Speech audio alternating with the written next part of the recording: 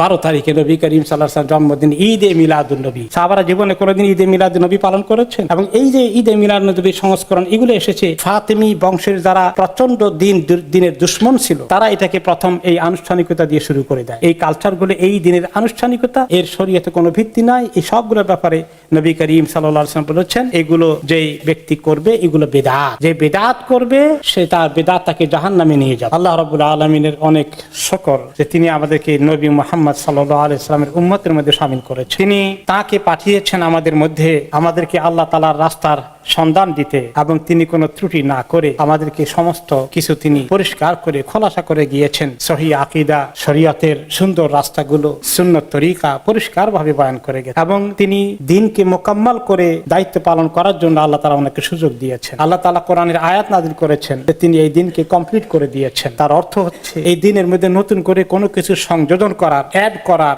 একটু যোগ করার কোনো সুযোগ আর নেই। এবং যে ব্যক্তি এই দিনের মধ্যে কোনো আচার অনুষ্ঠান, কোনো ইবাদতকে নতুন করে যোগ করে, অ্যাড করে, সেই ব্যক্তি বিদআত করে। আর যে বিদআত করে, এই বিদআত আল্লাহ তাআলা রদ করে দেন, মারদুদ করে দেন। আল্লাহ তাআলা এই বিদআতের কোনো আমলকে, কোনো ইবাদতকে আল্লাহ কবুল করেন। এবং আমাদেরকে দেখতে হবে যে রাসূলুল্লাহ সাল্লাল্লাহু আলাইহি ওয়াসাল্লাম কি দিন রেখে গেছেন, সেই শরীয়ত অনুযায়ী চলতে হবে। এবং তিনি বলে গেছেন, আমাকে আমার সুন্নতকে অনুসরণ করো, আমার তরিকাকে অনুসরণ করো, আমার খুলাফায়ে রাশিদিনের তরিকাকে অনুসরণ করো, সাহাবায়ে কেরাম। তারপরে তিনি বলেছেন উত্তম যুগ সাহাবীদের যুগ, এরপরে হচ্ছে তাবেঈদের যুগ, তারপরে তাবেঈনদের যুগ। দিন সেখান থেকে নিতে হবে। এই পরবর্তী পর্যায়ে যদি কোনো কিছু যোগ করা হয়, কেউ যদি যোগ করে থাকে, খুব ভালো মনে হয়, খুব ফজিলত বলে এটা প্রচার হতে থাকে, এটা আল্লাহ তাআলার কাছে গ্রহণযোগ্য হবে না। নবী করিম সাল্লাল্লাহু আলাইহি ওয়াসাল্লামের প্রতি ঈমানের দাবি কি? তাকে মহব্বত করা, তার সমস্ত কথাকে মেনে চলা, এবং তিনি যা কিছু করতে বলেছেন সেগুলোকে আমল করা, তিনি যা কিছু থেকে নিষেধ করেছেন সব কিছু থেকে দূরে থাকা। এটি হচ্ছে ওনার প্রতি ঈমান, ওনার প্রতি ঈমানের দাবি। এখন আমরা দেখি যে ওনার প্রতি মহব্বত, এটা অনেক দামি জিনিস। নবী করিম সাল্লাল্লাহু আলাইহি ওয়াসাল্লামকে মহব্বত করা ঈমানের অঙ্গ।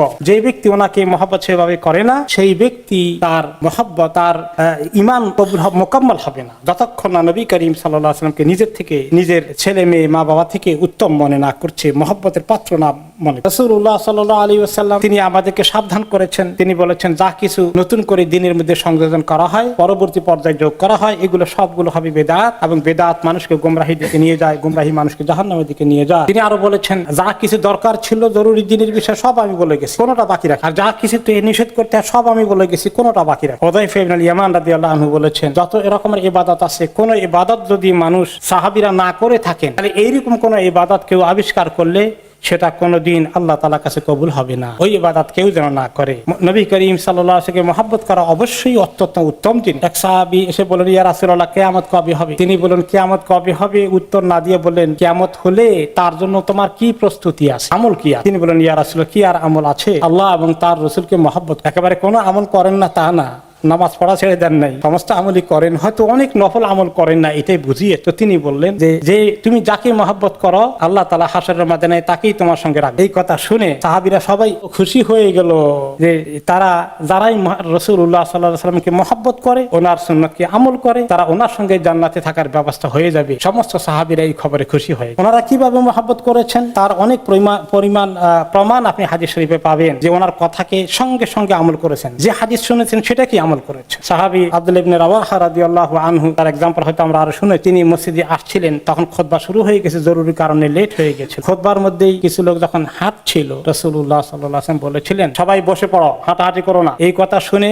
আব্দুল্লাহ ইবনে রাওয়াহা রাদিয়াল্লাহু আনহু মসজিদের বাইরে যেখানে শুনছিলেন সেখানেই বসে গেলেন, বসে ওইখানেই খুতবা শুন। এরপরে নামাজ শেষ হয়ে গেলে এরপরে আস্তে আস্তে তিনি মসজিদের ভিতরে সফের মধ্যে ঢুকলেন। তো সাহাবীরা বললেন, না শুনছেন নাকি আব্দুল্লাহ ইবনে রাওয়াহা কি কাজ করছে আজকে? কি কাজ করেছে? বাইরে বসে বসে খুতবা শুনছে। কেন করে এরকম করলো জিজ্ঞেস করলেন।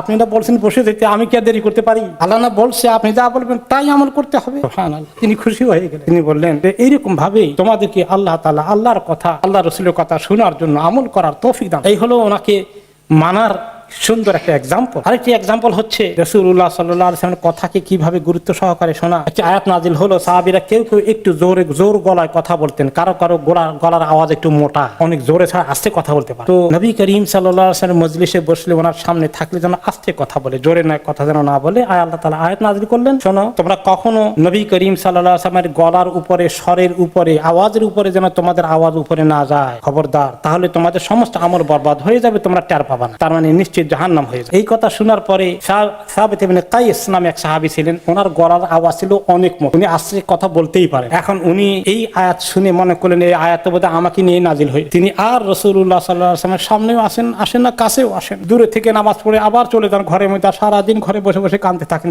শুধু কাঁদছে। আর নবী করিম সাল্লাল্লাহু আলাইহি ওয়াসাল্লাম দেখেন অনেক দিনে খবর পাঠালেন, কি হয়েছে দেখো তো সাহাবীদের, তাকে দেখি না কেন। গেল সেখানে খবর নিল, বলল যে আর কি দেখবা আমাকে, আমি তো হালাক হয়ে গেছি, বরবাদ হয়ে গেছি, আমার তো জাহান্নাম ছাড়া গতি নাই। কি হয়ে যে আল্লাহ তো নিষেধ করেছেন আল্লাহ নবীর আওয়াজের উপরে যেন আওয়াজ না উঠে, আমি যে কতদিন কথা বলেছি, আমার গলার স্বর মোটা, ওনার আওয়াজের উপরে কতদিন আমার আওয়াজ উঠে গেছে, আমার কি কোনো গতি আছে, আমার কি কোনো উপায় আছে? তখন তিনি বললেন, এই খবর শোনার পরে নবী করিম সাল্লাল্লাহু আলাইহি ওয়াসাল্লাম ওই সাহাবীকে আবার পাঠান, বলো সাবেতকে, তাকে সুসংবাদ দাও, এটা তো তার দোষ নয়, হয়তো তার গলার আওয়াজ একটু মোটা অনিচ্ছাকৃত হয়ে গেছে, সে ইনশাআল্লাহ জাহান্নামী নয়, সে ইনশাআল্লাহ জান্নাতি। এরপরে গিয়ে সাহাবী স্বাভাবিক হয়েছেন এবং রাসূলুল্লাহ সাল্লাল্লাহু আলাইহি ওয়াসাল্লামের কাছে। এরপরে ওনার কথা না শোনার আমরা কি পরিণাম হতে পারে, ওনার সুন্নতকে অনুসরণ না করা, তিনি যে নির্দেশ দিয়েছেন সেটাকে ফলো না করা, কঠিন শাস্তি হতে পারে। একবার এক লোক ওনার সঙ্গে খাওয়া দাওয়া করছিল, মুনাফিক কিসিমের লোক হবে নিশ্চয়ই, ভালো ইমানদার হবে না, সে বাম হাতে খাচ্ছে। রাসূলুল্লাহ সাল্লাল্লাহু আলাইহি ওয়াসাল্লাম বললেন বাম হাতে খেও না, ডান হাতে খাও। লোকটা বলল, একটু অহংকার করে জবাব দিল, আমার এটা অভ্যাস না, আমি পারি না। এই নয় যে সে বাম হাতে, কিছু কিছু লোক আছে যারা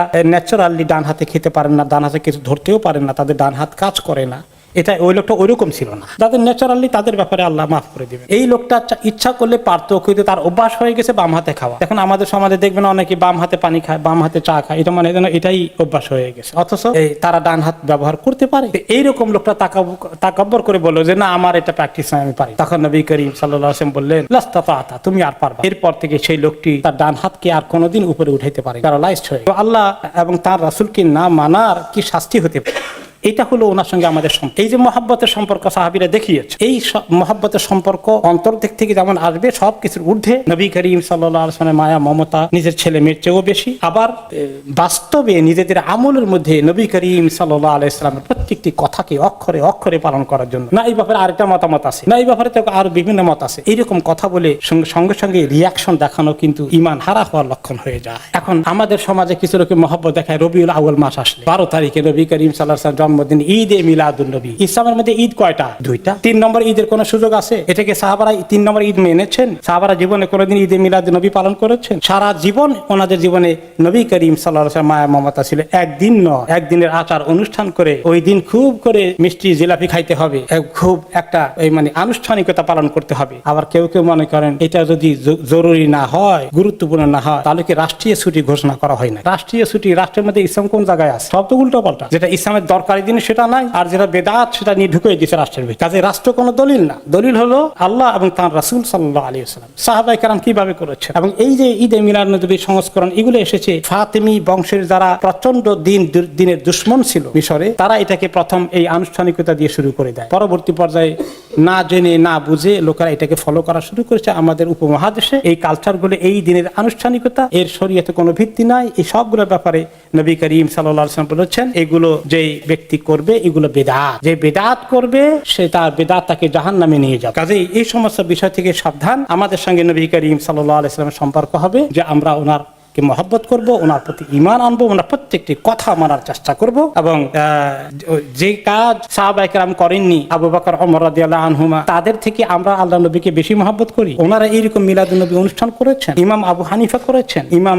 মালিক করেছেন, ইমাম বুখারী করেছেন, কোনোদিন করে নাই। এগুলো কয়েকশো বছর পরে এগুলো আবিষ্কার হয়, যেগুলো পরে আবিষ্কার হয়ে যায় তিনি এগুলোকে বেদাত বলেছেন। কাজে ওগুলো বাদ দিয়ে আমরা কি করব? রাসূলুল্লাহ সাল্লাল্লাহু আলাইহি ওয়াসাল্লামের সুন্নতকে মেনে জেনে মানার চেষ্টা করব। আল্লাহ তাআলা আমাদেরকে তৌফিক দান করুন।